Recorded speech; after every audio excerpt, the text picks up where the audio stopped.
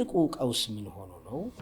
ሰው ሁለት ጉዳዮች አሉት በውስጡ እንዲህ ቀላሉ የሚያስብና የማያስብ የአንጎል ክፍሎች አሉት።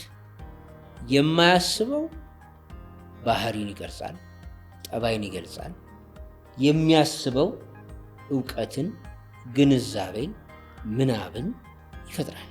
ስለዚህ የሚያስበው የምትኖረውን ህይወት እንድታውቀው ከዛ ልትኖር የምትፈልገውን ዓለምና ህይወት እንድትሰራበት ቅደም ተከተል አስቀምጠህ የጊዜ አጠቃቀምህን ስርዓት እንድታስይዝበት ጎል ቀርጸህ ለጎልህ ታማኝ ሆነህ እንድትኖር ዓላማ ምር የሆነ የህይወት ድርሰት እንዲኖርህ ስትኖር እገሌ የሚያስብልህን ማንነት እንድትሰራበት የሚያስችልህ አንጎል ክፍል ነው።